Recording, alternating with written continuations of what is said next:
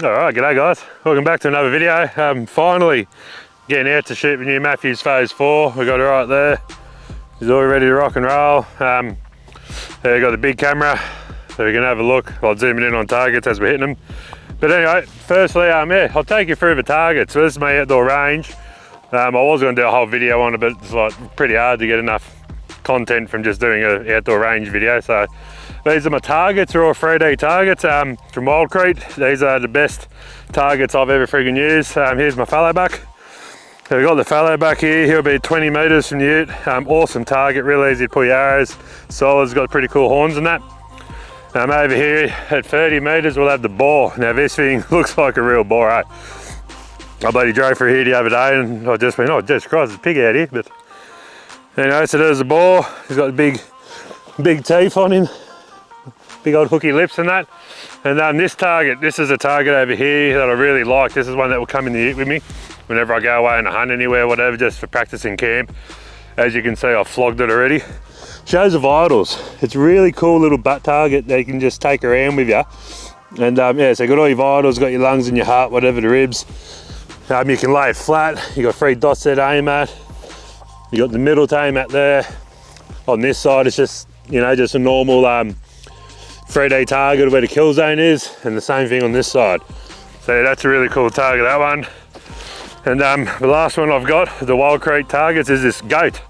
3D goat, like it's awesome, mini little goat. But have a go at the horns. Like, do they not look like real billy goat horns to you? Like, how realistic is that? The curve, look at the texture in it. Absolutely amazing. So you know, he's a cool little target. I think he's at 50 meters. 20, 30, 40, 50. The other little billy's at 50, big spread on him. And just at 60, something I can see a lot easier. I just got a morel out here, the block target. Just going to flip him around so he's got 1 dot in the middle. And he'll be 60. So we might put a few bombs it in. We do have a bit of a undulation here, and I was shooting from back at this tree here and shooting up the hill, but I wasn't really being a real fan of that, eh? I don't know why, I just didn't enjoy it. So anyway, I set up this way now, I can see a lot better. And yeah, just gonna give these targets a bit of an adjustment so they're all sort of leaning back a bit, not leaning so much forward for where I'm shooting. And there we'll get up there, we'll get the bow out, and we'll start seeing how it shoots. I've shot it a bit at home, like in my yard I can get 20, 30, 40, so it's pretty well sighted in. So anyway, we're going to see how it performs. We'll have it on camera, you'll hear how quiet it is and how fast this bow is. I'm actually really impressed with it. So anyway, saying that, I'll get back up there and we'll get into it. All right, we're set up now. Got the sun in our face, that's pretty handy. But anyway, that's all good. I've got a hat on, should be pretty right. So I've got the big camera set up there, ready to get some close up on the arrow impact as it hits a target. So with the Phase 4, if you watched the last video, I said I paper tuned it. I just had to switch the top hats around in the cam, and that did the trick really well. So yeah, shooting bullet holes through paper now and that. And another little tip, because I guess this is sort of a bow review slash you know, shooting tip video. I always shoot my quiver on, but I always take out 1 arrow, because obviously you're not shooting with a full quiver because you got one out when you're shooting an animal. So anyway, I've done that, I've taken 1 arrow out. This is how I always practice, and I'll always do, you know, 20 to 60. That's just pretty normal for me. And also on this bow, I put an Ultra View grip on it.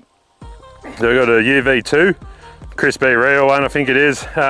Pretty handy grip. A lot of reviews said it's uncomfortable, but when you hold it in your hand correctly, it's actually not that bad. And I'm sort of gotten used to it now. I was torquing the bow a fair bit with that 80% let off, but no, things are pretty good now. I've shot it a fair bit, muscles are building up. I was still building muscle up from after my car crash I had a while back, a few months ago now. So the muscles all sort of coming back now. We're going really good. Yeah, anyway, we'll start smacking. We'll shoot first. We'll do a 3-shot group at 20 meters, and we'll go see how we go. They're all cold shots, so I haven't shot today. And it's about 3:30 in the afternoon now. We finally got a beautiful weekend with a bit of bloody sun about. We've had a fair bit of rain lately. So yeah, anyway, I'll set up this camera and yeah, we'll start shooting and see how she goes. All right, we're at 20 meters now of the buck. Quick few specs on the bow. This bow is a Mathews Phase 4, 33 inch axle to axle. It is at full draw length. I have a 31.5 inch draw, so she's a full draw. It's got 80% let off on it, and it is a 75 pound bow, so she's a pretty serious bit of gear. She's pretty much all maxed out. So those are just the quick specs on the bow. I forgot to tell that in the bow building video. Anyway, I might talk about my arrows. If you don't know, I shoot NAPTYME Platinum Series 250 spine. These are cut 30.5, I think, carbon to carbon. Then they got the insert outsert and 150 grain field tips, because yeah, I shoot 150 grain broadheads, and we have AA Max Stealth vanes on it. I've gone orange this time. And yeah, anyway, we'll get shooting. We'll see how we go here. Just a 20 meters off this fallow buck. Get a free shot group.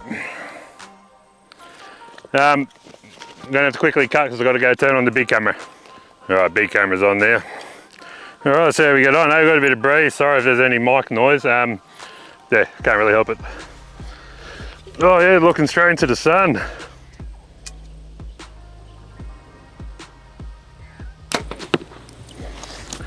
All right, so we're sort of going for the center of that soft insert bit. So I just whacked an arrow as center as I could, and now I'm just going to aim at the same arrow pretty much, and see what type of grip I can get out of it. Very nice bow to draw. And you can see it's very, very quiet. That's fully loaded up, the quiver on it and everything. And yeah, no, it's actually, well, you can hear how smooth it is, eh? Shooting really nice, actually. There we go. Take you guys off. Yeah, so we got a bit from left to right, we've gone then as we're warming up. So we'll only get a bit better now, I reckon. Let's quickly stop that one recording. There we go. Right, we'll pull these arrows, and yeah, we'll get stuck in again. We might go 20, 30 and 40 and see what happens.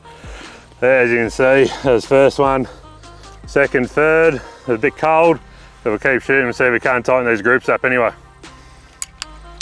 All right, so it's a bit hard, one person. Anyway, we'll have another crack.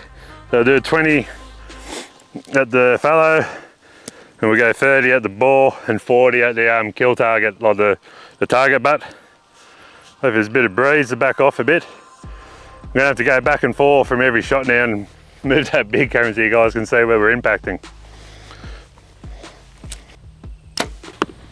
Beautiful. All right, just got to quickly move the other camera. All right, we'll send one at the bore now, 30 meters. Yeah, it's like this 80%, it's not really jumping as much as it was, so I do think my shoulder's building up a bit. The more we shoot this bow, I'm actually holding it back really well. It's got a really solid back wall on it. And I'm pretty impressed so far with how quick I've adjusted to it. Anyway, I'll have a crack at this ball without hitting my camera. Was in the sun. He did. Yeah, so that was that sunlight's really illuminating my bubble there, but that's that part of it. You might have to face that in the field, and yeah, there's not much you can do about that. Anyway, move the camera again, we'll have a shot at 40. It's actually really good practice running back and forward, moving cameras and that, sort of get your heart rate up a bit, like not enough where you're like puffed out, but sort of simulates a bit more realism in when you're shooting, because you're not always calm, cool, collect, like things can happen that fast and that, and yeah, I'm moving back and forward all the time, and yeah, it's just getting the heart rate moving a little bit more, so focusing a bit more on each shot. And we're gonna have a crack at 40 now on the butt target. I don't know if I'll still be in frame for this. Oh yeah, it should rainbow over the antler of that fallow buck. So I'll just aim for the hard area. 40 I'm still playing with a bit. So anyway, we'll see if we can hit it.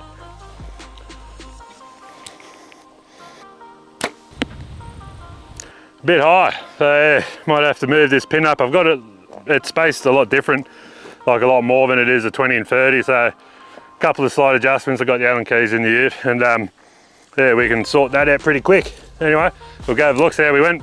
So far, not so bad. I'm going with sort of like kill shots here, not so much worrying about the score with the, pardon me, with the 3 rings and that. So he's dead, that's Art. He's having a bad day.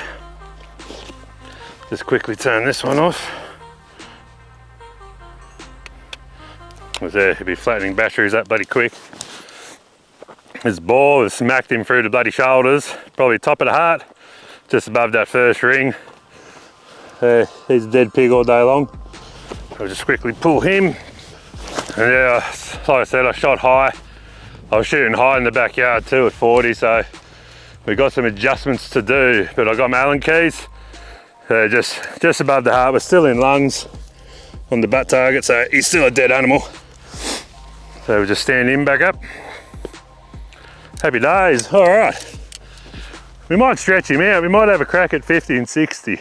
I'll quickly move my bottom pin up a few mil. I mean, few mil, probably 1 mil, and yeah, we'll see if that makes any difference, and we'll start stretching this bow out a bit, eh?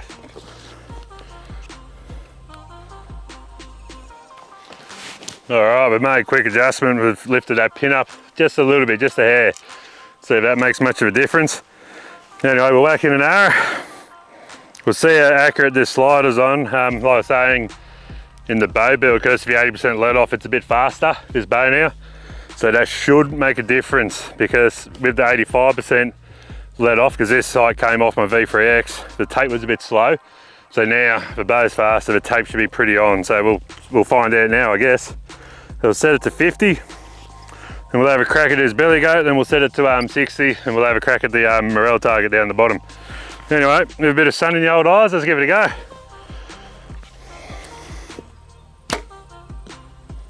Dushka, that's pretty much right where I was aiming. That's a dead goat. All right, don't get too excited now. We'll quickly crack it up to 60. I can just see that white dot. I'm getting blind in my age, but anyway, we'll have a crack.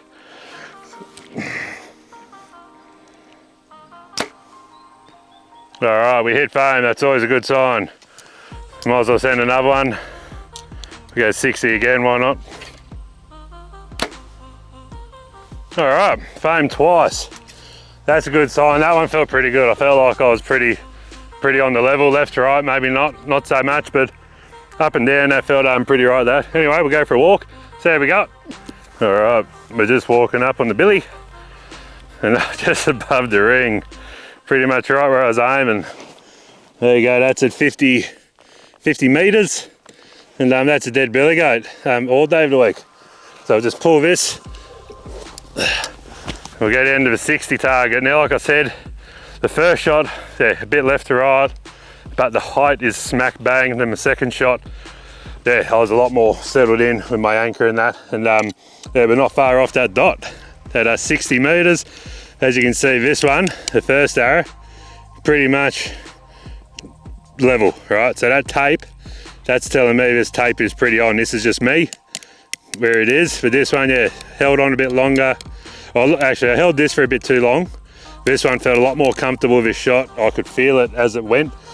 And you could see the arrow fly, and it was flying like a dart. So if that's what you want. And yeah, I'm happy with that. So that tells me my tape to 60 is good. I'm not going to stretch it out. My V3X, I got out to around 95, 100. And well, 100, my pin was zeroed out because the fletchings kept hitting.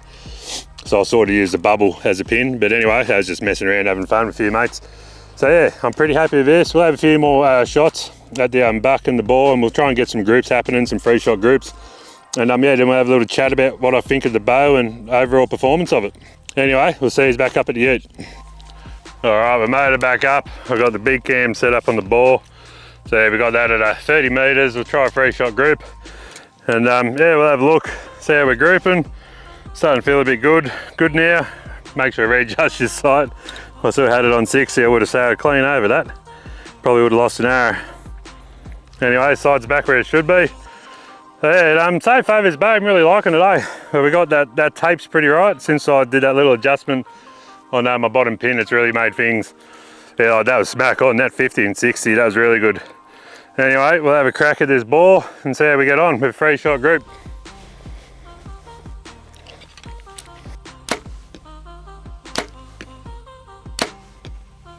All right, let's go check out our group.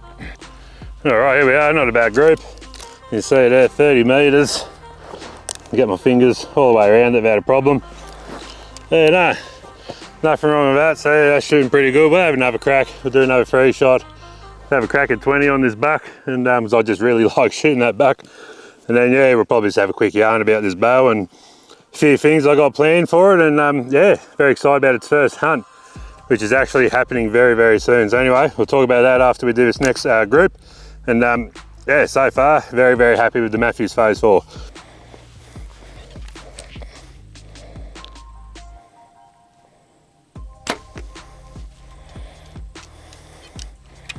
God, this thing's got some power.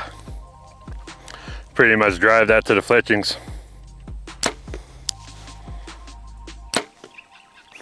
That's a pretty good bloody group, actually. Yeah, that's a good group, that. It's only a 20-metre group, but it's good that we're getting it that friggin' tight. I think they're all touching. I think I might have fully buried one. Yep. So yeah, anyway, that's the power of his bow. There's your 3-shot group. Look how tight that is. Yeah, I guess we can call it pretty good that this bow's shooting pretty smack on. The 80% let off's getting really controllable for me now, the more I shoot it, obviously. I'm gonna have one more shot. I'm gonna have a 30-metre shot at this ball with my broadhead that I'll be using for this hunt that I've got coming up. And anyway, we'll have a quick shot with one broadhead, have one arrow, that's it. At the pig, 30 metres. I'm not aiming for rings or nothing. I'm going to go straight kill shot. And yeah, I'm broadhead sweet and I'm sweet. So yeah, they're very easy to tune Mathews. I've never had an issue tuning my broadheads to my field tips. It's always just chalk and cheese, really. If anything, if the arrow, because I'm using the Max Stealth vanes and quite a long 2-blade broadhead, they do act like wings, that broadhead at the front, and it may have a bit of a mind of its own. It may, like, you'll be aiming at a spot and it might go up right a little bit or something. So then I'll just twist the arrow around. I'll knock the arrow on the string and I'll have my, whatever you call it, your knock fletch, whatever, it's sticking up. I've always got one sticking up. So I've got 2 down at the bottom and 1 up. So then I'll twist it around to the next one that's pointing up, have a shot. If that corrects it, sweet. If not, twist it around one more time. And usually that's how I do it. It just corrects it. And yeah, that arrow and the broadhead and the fletchers end up pretty much, you know, in a happy medium with each other, and the arrow will sail straight, hit where you're aiming. And yeah, that's how I've always done it, and that's how I've always had my success with it. So anyway, we'll pull this group. That bow is absolutely smacking them in there. And yeah, so pull these and we'll have a crack at the pig with the broadhead. All right, so we'll have a shot now with the broadhead. Here it is here, 150 grain KAYUGA Zot. As you can see, it's quite a handy sized broadhead. And yeah, I've always done the job for me. So anyway, we're 30 metres off this pig. We've got sun in our eyes. We'll have a quick shot and we'll just see where it's going. What I was talking about before, see how I knock my arrow? I've got 1 high and 2 low.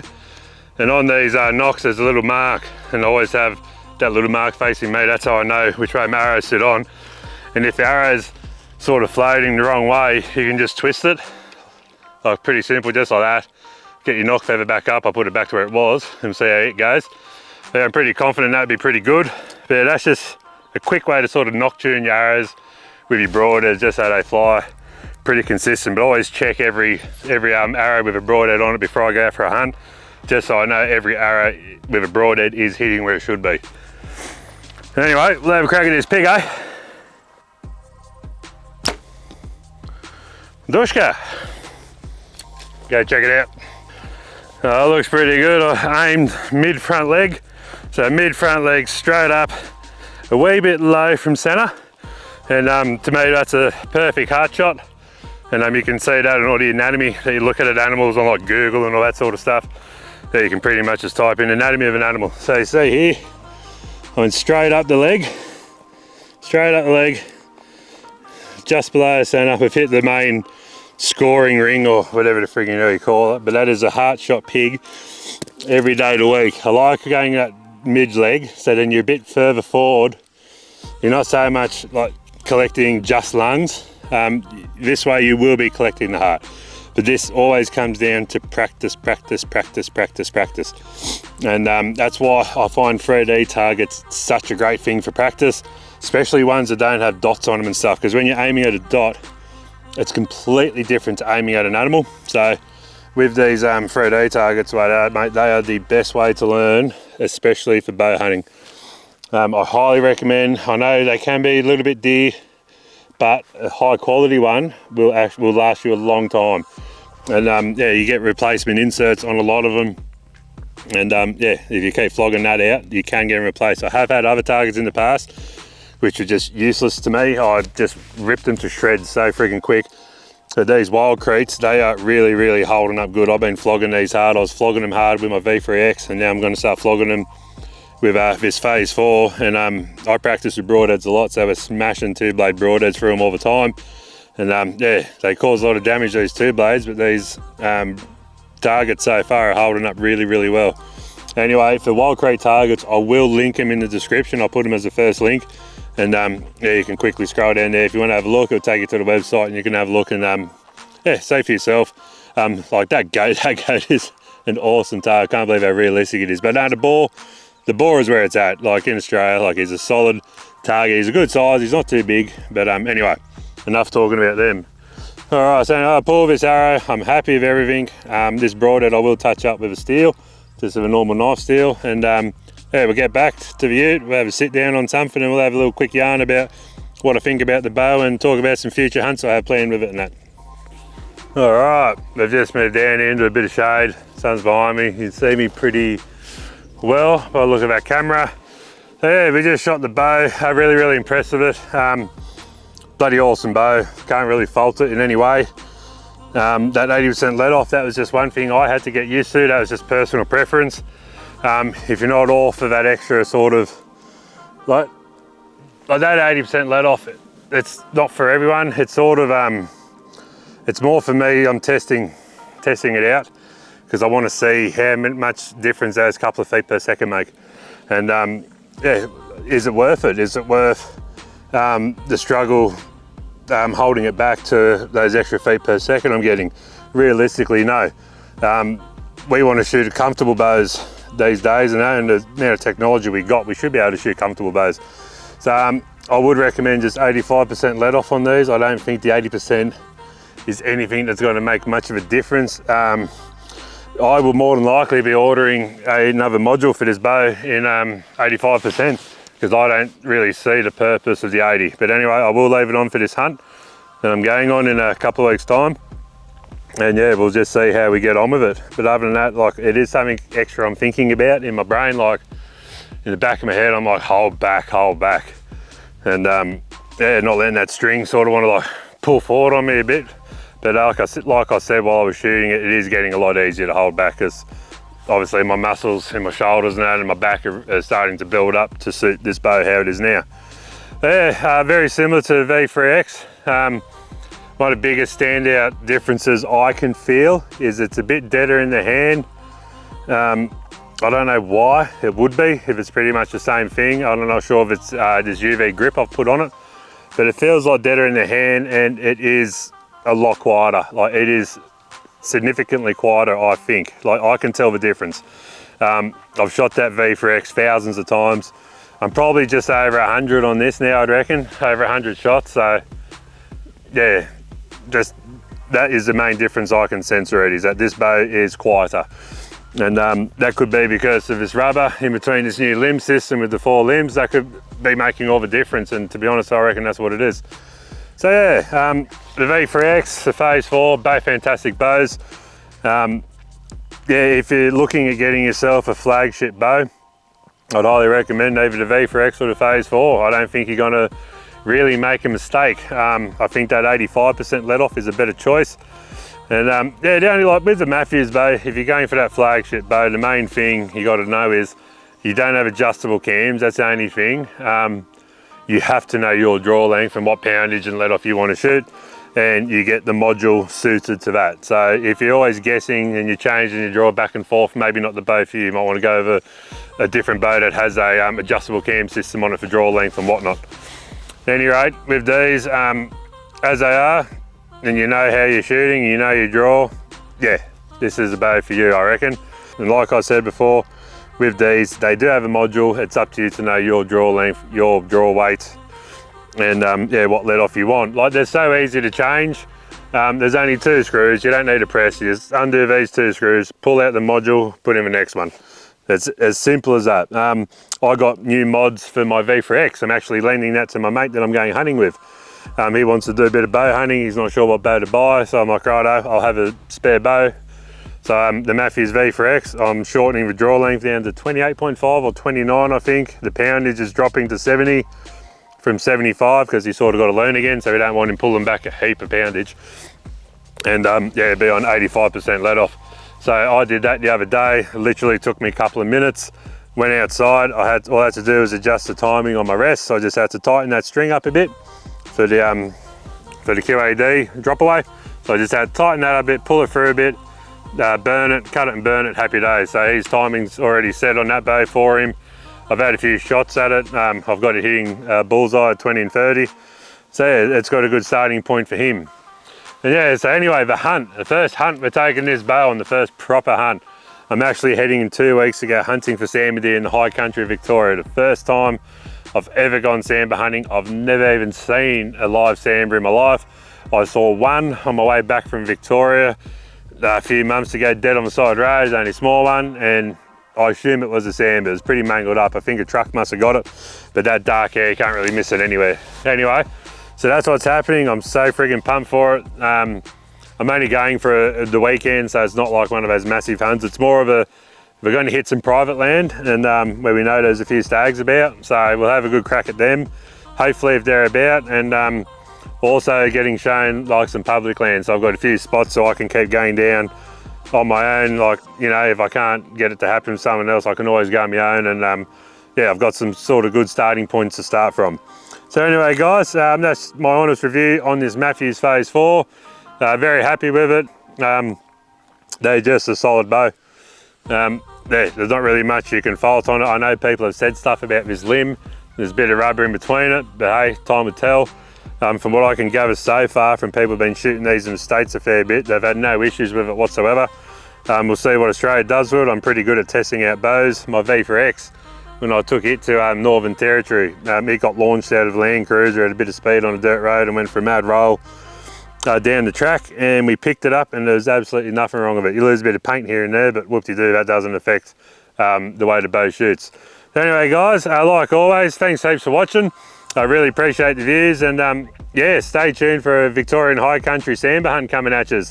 There may be a little hunt in between then and now. I might get out and take this bow with me and see if I can't slip it through a pig or something. There's a few handy fallow bucks around at the minute, and that are still batched up, and yeah, we haven't got long till they drop their antlers, so I might get lucky enough and get out and have a crack at one of them. I'm pretty flat out at the minute. There's a lot going on in life right now. So anyway, thanks again for watching guys, and we'll catch you on the next one. Cheers.